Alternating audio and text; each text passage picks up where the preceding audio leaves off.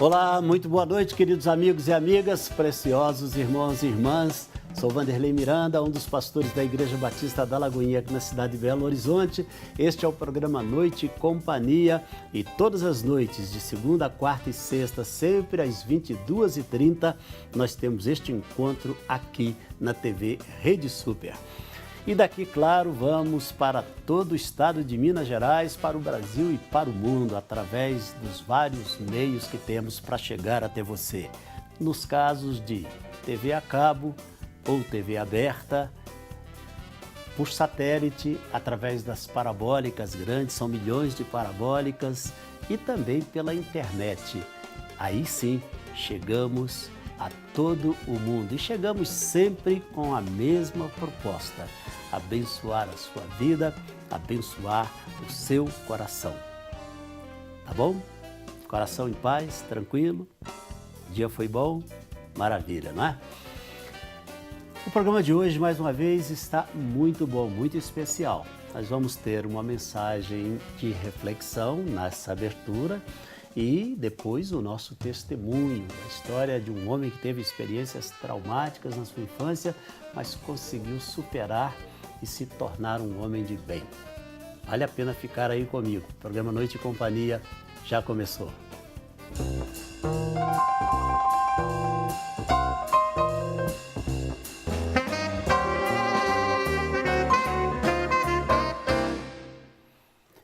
Muito bem, já estou de volta, foi rapidinho, só o tempo de rodar a vinheta e aqui estou para mais uma reflexão no programa de hoje. Aquele que crê em Deus, o respeita e o obedece. Ter temor a Deus é algo que nos leva a grandes conquistas, pois Ele se agrada daqueles que o temem e assim os capacita cada dia mais. De nada vale ter uma boa vida se não tiver o Senhor Deus no controle dessa vida. A reflexão para o programa de hoje tem por título Temor ao Senhor. No mundo existem pessoas cuja inteligência impressiona. Elas são bem-sucedidas e, com a inteligência que possuem, conseguem grandes feitos. Contudo, isso não é o principal. O homem mais inteligente do mundo é aquele que teme ao Senhor, mesmo porque a Bíblia Sagrada, a palavra de Deus, diz que o princípio da sabedoria é o temor ao Senhor. Aí está, de fato, o grande segredo para todos nós. É Ele, Deus, quem nos ajuda e Ele nos ajuda a saber lidar com todas as situações. Temer ao Senhor não é ter medo de Deus. Muitas pessoas confundem temor com medo. Não tem absolutamente nada a ver. É ter reverência, é ter obediência, é ter prazer em seguir os seus princípios. Somente aqueles que temem ao Senhor podem viver e experimentar aquela que é chamada de a verdadeira sabedoria. E essa sabedoria traz com ela a proteção. Quando entendemos o significado da sabedoria, todas as demais coisas vêm como que a reboque. Nós conseguimos vencer as lutas, as dificuldades, conseguimos nos libertar de cadeias que nos prendem ao longo da nossa caminhada, ao longo da nossa vida, conseguimos nos livrar das más influências. Portanto, o temor ao Senhor é para nós um princípio de vida. Não é questão de bem-estar ou mal-estar, e sim uma questão de vida ou morte.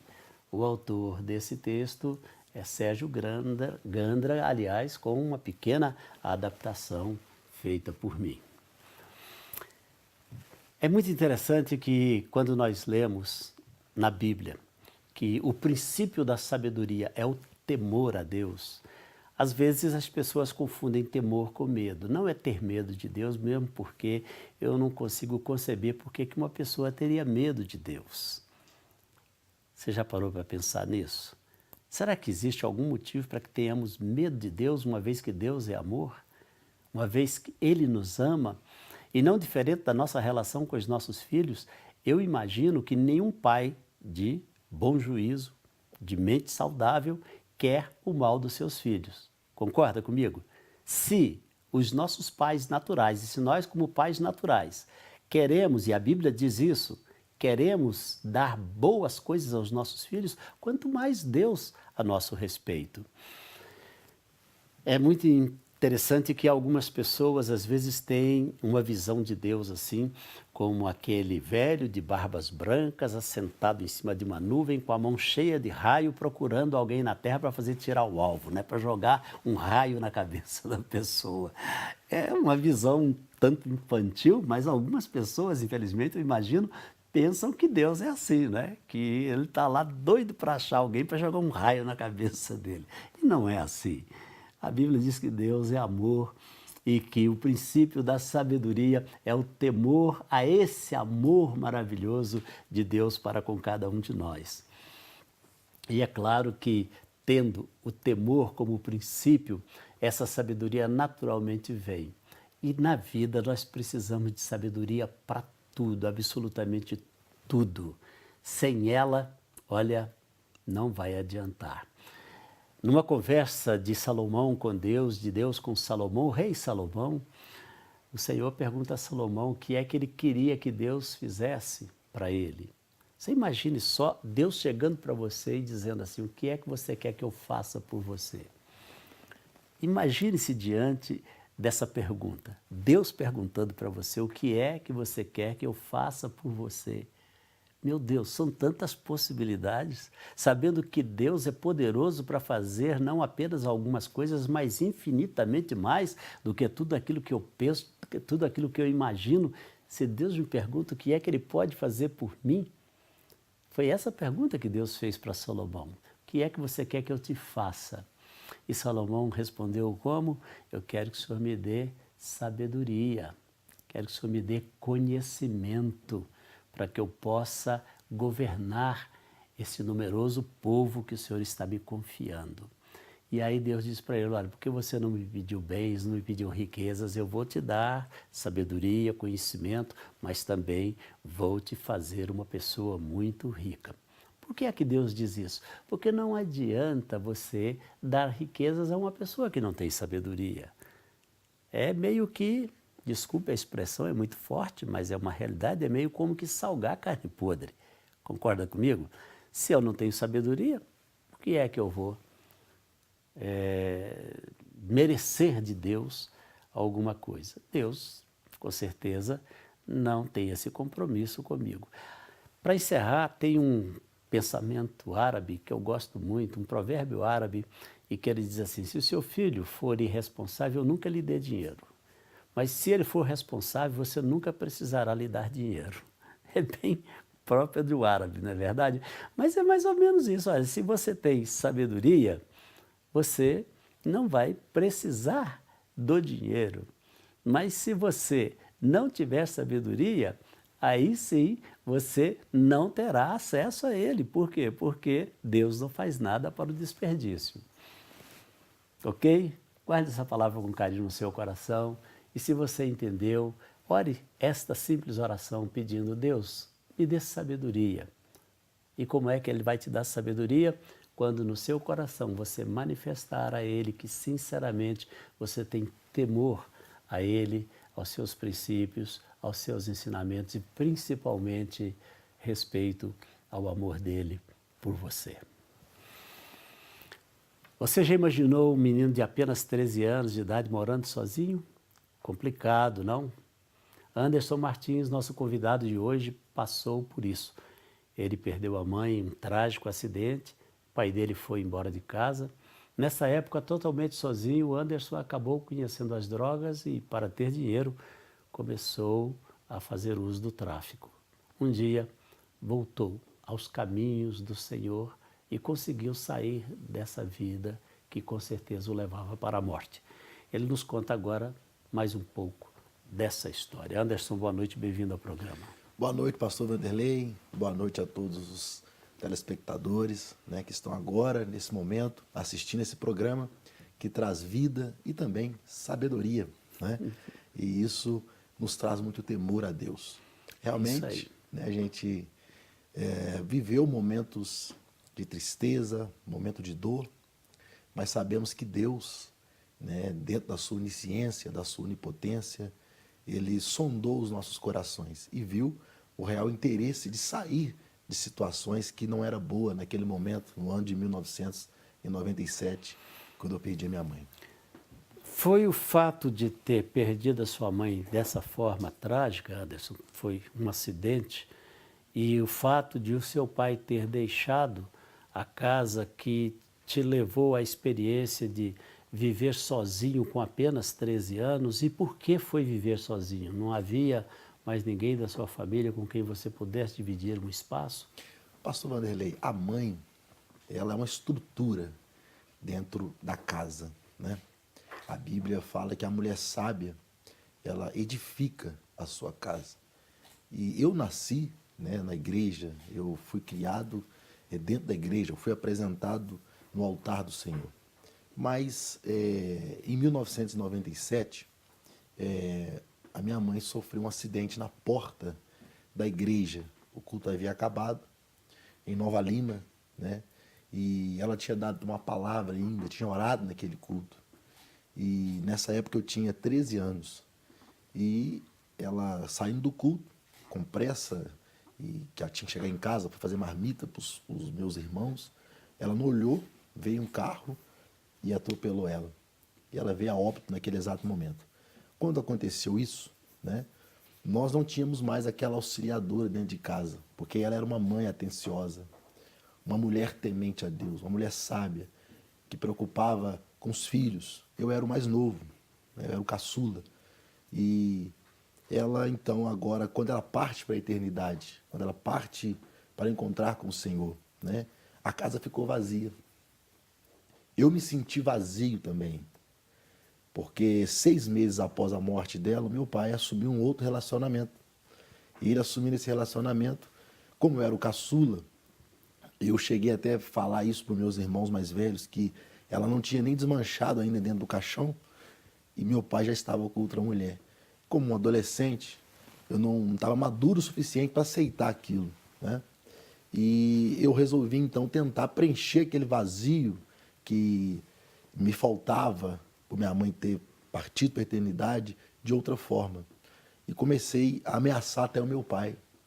Porque quando meu pai arruma outra esposa, eu não aceitei aquilo e falei com ele, olha, meu pai, aqui dentro de casa, eu não vou aceitar que outra mulher aqui entre. E meu pai, então, se sentiu desconfortável, inseguro com as minhas atitudes e resolveu mudar para 7 Lagoas. E eu continuei morando em Nova Lima. E meus irmãos, boa parte deles foram, que nós somos 6 irmãos. Ficou eu e o mais velho morando, na casa da minha mãe e do meu pai. Meu pai foi para 7 Lagoas. E eu, com 13 anos, já trabalhava fichado num supermercado chamado Nossa Fazendinha, ali em Nova Lima. E trabalhava, e com aquele vazio dentro do coração, chateado. Com 13 para 14 anos, eu comecei a beber uma cerveja, comecei a fumar um cigarrinho em Hollywood, comecei ali a me envolver, né, com mulheres, né, e eu comecei então a me prostituir, né. Com 14, com 15 anos, eu me descobri que eu já estava dependente da bebida alcoólica, né, e aquele vazio dentro da minha alma, a saudade da minha mãe, eu ia para as noites, né, eu ia para os bailes, e aquele vazio nunca que era preenchido. Até que um dia alguém me ofereceu, né, um cigarro de maconha. E eu falei, acho que esse vazio vai ser preenchido agora com esse cigarro de maconha. Então as pessoas, às vezes, pastor, elas estão tão vazias, psicologicamente, espiritualmente, que eles tentam preencher o vazio, né? E a sociedade hoje, ela vive uma crise muito grande, né? Porque nós sabemos que a sabedoria, ela é o temor de Deus. E quando o ser humano perde ela por completo, aí eles querem preencher o vazio de outras formas. Mas eu tinha ainda um temor a Deus. Eu tinha os meus princípios que ela, antes dela falecer, antes dela partir para a eternidade, ela nos ensinou esse princípio. E lá no fundo, eu nos bailes, eu nos jogos de futebol, porque eu gostava muito de torcer para o Cruzeiro, ir no campo, ali vinha aquela palavra de sabedoria que minha mãe nos ensinou, né? Amar a Deus, fugir da aparência do mal. E eu comecei a fumar maconha, comecei a beber, comecei a fazer tudo aquilo que contradizia o que ela tinha me ensinado, né? Até que os meus 17 anos, eu já morava sozinho, né? E cortaram a luz da minha casa, cortaram a água da minha casa, porque eu não tinha dinheiro mais para pagar, porque eu estava desempregado no momento. E eu completamente desacreditado em tudo, em todos, né? Cheguei até a pensar em fazer com que aquele sofrimento, aquela dor, aquele vazio se acabasse. Pensei até em tirar minha própria vida. E é interessante quando a gente pensa em fazer isso, a gente não quer nem tirar a própria vida, a gente quer tirar a dor, né, pastor? A gente quer matar aquele sofrimento. Tentei preencher o vazio com bebida, com droga. Quando eu não conseguia, eu falei, eu vou tentar tirar esse vazio, me acabando com a minha própria vida. Mas no ano de 2001, eu estava na cidade de Sete Lagoas, a convite do meu pai, e tinha uma cruzada evangelística naquele dia. Eu levantei as minhas mãos cansadas e conheci esse amor glorioso do Senhor Jesus Cristo. E a minha vida, a partir de 2001 para cá, se tornou outra vida. Aquele vazio da minha alma, a saudade da minha mãe, a saudade do carinho do meu próprio pai, o Espírito Santo, ele foi ali e começou a preencher no ano de 2001, na cidade de Sete Lagoas. Agora, você disse que essa incursão sua pelo mundo das drogas era a tentativa do preenchimento de um vazio. A gente ouve muito essa história, ouve muitas pessoas falando desse vazio existencial que muitas experimentam. No seu caso, não era tanto um vazio existencial, era o vazio da ausência da figura materna, daquela que era, na verdade, o seu porto seguro. E assim como você, muitas pessoas acabam, sim, buscando alternativas nada boas, que vão trazer consequências até muito desagradáveis, tentando, de alguma forma, aplacar, né, essa dor ou diminuir esse vazio, na verdade, aumentando ele mais ainda. Você fez uso de drogas por alguns anos. Isso. Como é que foi sair dessa dependência? Porque, claro, você já havia criado uma dependência. Sim. Foi um processo, foi imediato, foi através daquele momento que você viveu em Sete Lagoas e ali houve uma ruptura com a dependência? Como é que foi? Pastor, existe dois tipos de droga, né? Tem aquela droga lícita e a droga ilícita, né? Eu, na verdade, eu era totalmente dependente mesmo, era da bebida alcoólica. Bebia muita cerveja, gostava de tomar uma pinga. E quando a gente fala daquela droga que não é liberada, né, eu fiz uso da maconha, né? Eu não cheguei a conhecer a cocaína, eu não cheguei a conhecer o crack, não cheguei a usar nada disso. Por um tempo eu cheguei até comercializar a maconha, né? Mas o interessante é que... Mas esse comércio que você fazia era para manter o seu uso ou você estava fazendo isso meio de vida? É um meio de vida, né, para a gente tentar. Estava desempregado e naquela vida sem nenhuma expectativa. Então eu falei, vamos vender um negócio aqui, influenciado pelos amigos, né, influenciado pelos colegas na época. Então, quando eu aceitei Jesus Cristo, eu também fumava cigarro, foi de imediato. Eu larguei tudo. Jesus, ele preencheu todo aquele vazio, aquela necessidade, às vezes, de matar, né? Aquela dor que estava dentro de mim. O senhor disse que muitas pessoas realmente fazem isso. Realmente isso acontece. As pessoas hoje vivem um vazio materno e um vazio sentimental, um vazio profissional, porque não arrumam emprego. E às vezes eles entram nesse meio, né? Eles tentam de outra forma. Mas quando, através da fé, a gente crê, a gente traz à existência aquilo que está longe da gente, Jesus muda a história da gente. Ele mudou a minha. Né? Já passaram 17 anos, pastor. Passa tão rápido o tempo, né? 17 anos. Hoje, as pessoas me vêem na cidade que eu nasci e nem acreditam. Né? Eu aceitei Jesus na Assembleia de Deus, Missão, em Sete Lagoas, com o pastor Milton de Oliveira Soares, que hoje também dorme no Senhor. Fui pastoreado pelo pastor Adailto Cosmo de Araújo, em Sete Lagoas. Aprendi muito com ele. Né? Fui consagrado ao diaconato em 2007. Né? Fui consagrado ao presbitério pelo saudoso pastor Anselmo Silvestre, né? Que hoje também dorme no Senhor, um grande pastor, um grande líder. Né? E fui separado para ser evangelista em 2011, né, pelo pastor Ivan Pereira Bastos, que é o pastor presidente da Assembleia de Deus hoje em Vitória, Espírito Santo, e fui consagrado também a pastor, né, ligado na Convenção Geral das Assembleias de Deus do Brasil, e hoje, né, a Assembleia de Deus Missão em Itabirito, a gente ganhou a emancipação. Hoje eu me tornei um pastor presidente da Igreja Assembleia de Deus, e na área que eu mais sofri é a área que eu atuo hoje, né? É a área que eu tenho tentado restaurar as pessoas. Eu estive aqui em 2016, se eu não me engano, ou 2015, no programa do pastor Lucinho, onde a gente contou um pouco das nossas experiências, né, à frente de um projeto chamado Projeto Resgate, que a gente tem em Itabirito, na recuperação de pessoas que querem abandonar os vícios, né, as pessoas que querem preencher esse vazio. Vocês têm lá o quê? Uma comunidade terapêutica? A gente fundou, né, o Projeto Resgate. E a comunidade terapêutica, ela é um braço, né, do Projeto Resgate. A gente trabalha com a recuperação coletiva, né, de internos, e também a gente trabalha na área da prevenção. Quando se fala de prevenção, a gente criou um projeto chamado Unijovem.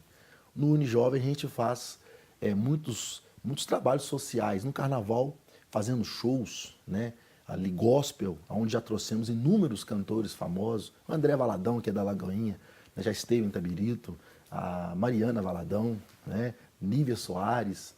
Muitos trabalhos que a gente faz hoje na cidade de Itabirito. Nós temos escolhido muitos jovens que hoje trabalham comigo diretamente nesse projeto social, né, através da fé e através de Jesus Cristo. Voltando só um pouquinho lá naquela experiência que, graças a Deus, não chegou a ser consumada, quando você pensou em tirar a sua própria vida, imaginando que dessa forma você resolveria aquele problema de dor que você vivia, há uma preocupação muito grande hoje com um número também muito grande de pessoas que infelizmente estão tirando as suas vidas até por falta de perspectiva mesmo.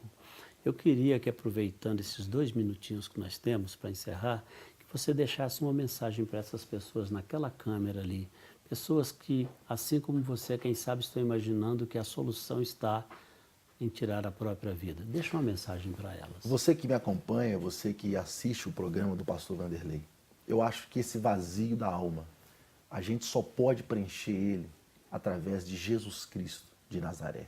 Uma certa feita, um homem por nome Tomé, ele perguntou para o próprio Jesus onde era o caminho para que ele pudesse seguir.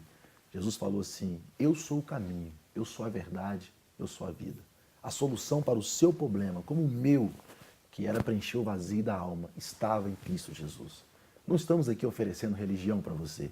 Não estamos aqui oferecendo de forma nenhuma nenhum outro tratamento, a não ser o Filho de Maria, Jesus Cristo. Aquele que salva, aquele que liberta, aquele que cura. Que você que está me acompanhando, que é dependente de remédio, dependente das drogas, que Jesus, o Filho de Deus, ele possa transformar a sua vida. A receita é muito simples: aceitar Cristo como seu único e exclusivo Salvador. Muito bem. Meu querido pastor Anderson Martins, obrigado por ter vindo ao programa, que Deus continue te abençoando, viu? Pastor, eu que agradeço, tá? Eu tenho acompanhado o senhor, né, pelas redes sociais, Ótimo. acompanhado o senhor pela televisão, acompanhado a Lagoinha, aqui em Itabirito, né, tem um trabalho fantástico. Eu sou presidente também do Corlei, que é o Conselho de Evangelho da cidade. A Lagoinha sempre fazendo parceria com a gente ali nas marchas para Jesus. Vocês, assim, são um projeto de Deus. Que Deus continue abençoando. Obrigado pela oportunidade de vir aqui contar um pouco da minha história para o Brasil e o mundo, através da Rede Super de televisão. Com certeza. Fica um pouquinho mais, nós vamos orar agora. Amém. Tá aí, você acabou de ouvir aí a história e também um conselho do Anderson, e nós vamos orar nesse momento. Se você puder e se você quiser, coloque a sua mão sobre a minha, vamos falar com Deus. Querido Pai Celestial, mais uma vez obrigado por este tempo, obrigado por este programa, obrigado pela vida do Anderson, obrigado, meu Deus, por tudo que o Senhor tem feito na vida dele e através da vida dele. Nesse momento, pessoas oram comigo. Eu sei que muitas delas estão passando por situações e momentos difíceis, por momentos atribulados, mas eu sei também que o Senhor tem a resposta para cada uma delas. Eu oro para que neste momento o Senhor vá ao encontro de cada uma, onde quer que elas estejam, e que a boa mão do Senhor as alcance e as abençoe. No nome de Jesus oramos, te dando graças, no nome de Jesus. Amém e amém. Infelizmente o nosso tempo acabou, mas eu espero te rever no nosso próximo programa, lembrando que segunda, quarta e sexta, sempre às 22h30, nós temos este encontro aqui na TV Rede Super. Lembrando mais uma vez que sem Jesus não dá para ser feliz.